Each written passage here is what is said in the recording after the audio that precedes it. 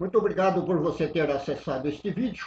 Hoje nós vamos conversar a respeito de um assunto muito importante, sobre o Evangelho de João, no capítulo 16, versículo 7, quando Jesus Cristo disse: Mas eu vos digo a verdade, convém-vos que eu vá, porque se eu não for, o Consolador não virá para vós outros. Se, porém, eu for, eu vou-lo enviarei.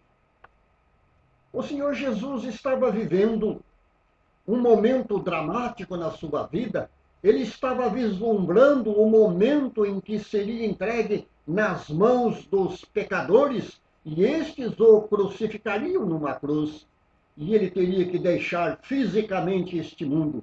E a sua gloriosa missão de implantar o seu reino, a sua igreja entre os homens, ficaria a cargo dos seus discípulos.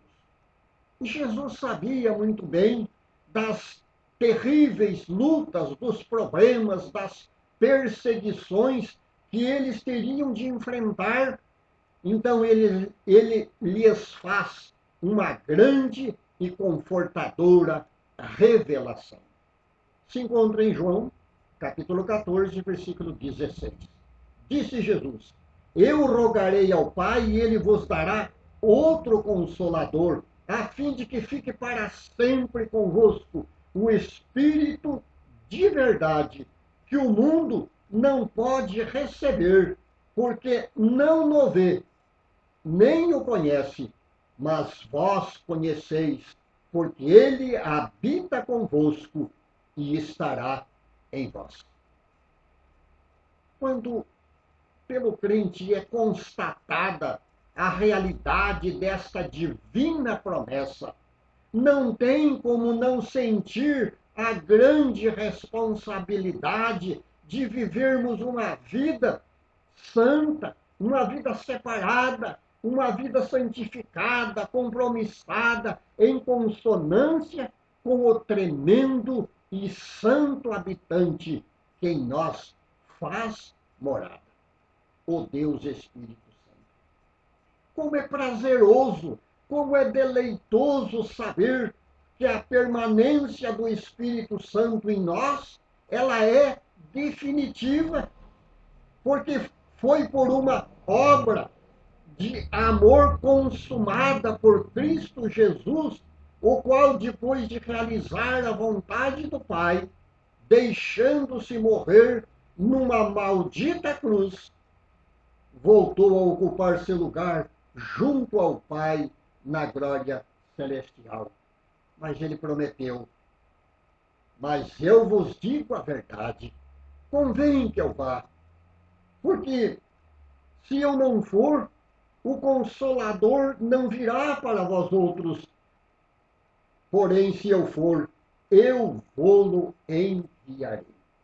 João capítulo 16, versículo 7. E continuando nesse mesmo texto, no versículo 13, Jesus diz assim: Quando vier, porém, o Espírito de verdade, ele vos guiará a toda a verdade.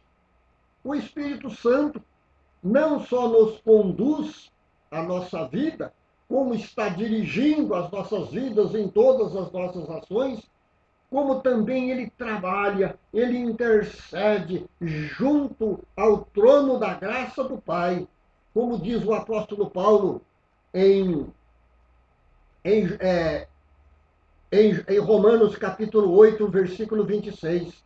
Ele diz assim: o Espírito semelhantemente nos assiste em nossa fraqueza, porque nós não sabemos orar como convém, mas o mesmo Espírito intercede por nós sobremaneira, com gemidos inexprimíveis.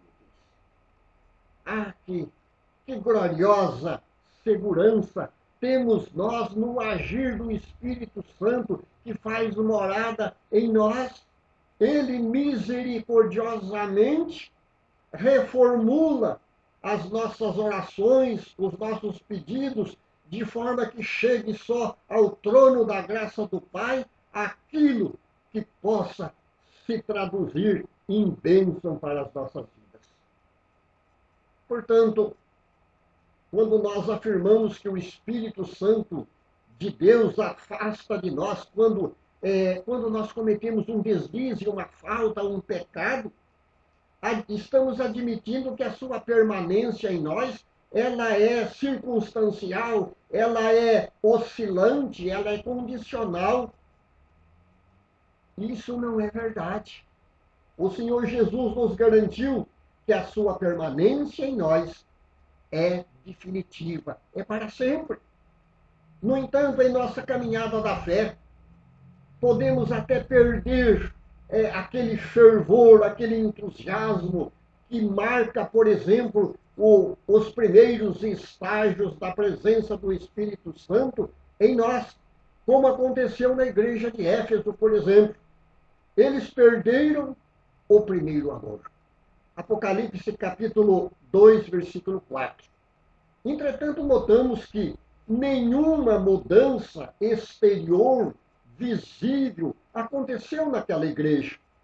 Eles continuaram extremamente zelosos, eles tinham uma visível noção da importância de viver em comunhão com Deus, eles continuaram pregando a palavra de maneira clara, as doutrinas eram ensinadas corretamente, eles tinham um acentuado senso do que era certo e do que era errado. Mas onde estava a exuberância, a essência do primeiro amor? Eles receberam a exortação do Senhor Jesus, porque tudo passou a ser feito fria e mecanicamente. Agiam com uma certa naturalidade, sem uma vivência do verdadeiro amor. Sabe de uma coisa? Acho que muitos crentes não têm a menor ideia do que significa o privilégio imensurável de ser receptáculo, morada, habitação do Santo Espírito. Se realmente tivesse a mínima consciência disso, como eles agiriam diferente, como iriam aborrecer o pecado, como iriam esquivar até das formas mais sutis do mal e, acima de tudo, como iriam viver em novidade de vida santificada, de vida devotada a Deus, cujo refletir exteriorizasse a santidade contagiante do Espírito Santo, que inunda as suas vidas. Como, por exemplo, amando o teu próximo, amando a Deus sobre todas as coisas e o teu próximo como a ti mesmo, tendo verdadeira paixão pelas almas perdidas. Meu prezado irmão e meu querido amigo que me ouve neste momento, quando nós recebemos de Deus a salvação de nossas almas, quando nós entregamos o nosso coração a Ele, e quando o Espírito Santo em nós faz morada, a nossa vida tem que ser uma vida devotada a Ele, viver para Ele e não mais para nós. E quando nós vivemos para Ele, a serviço do seu reino, então nós temos que amar o nosso próximo, amar aqueles que estão caminhando em caminhos que levam à perdição. Nós temos que demonstrar esse amor na prática, fazendo a obra do Senhor. Que Deus abençoe, meu irmão, a tua vida e esta mensagem para que você se conscientize da grande responsabilidade que eu e você temos de ser morada, habitação do Espírito Santo de Deus em nós. Que Deus abençoe. Amém e amém.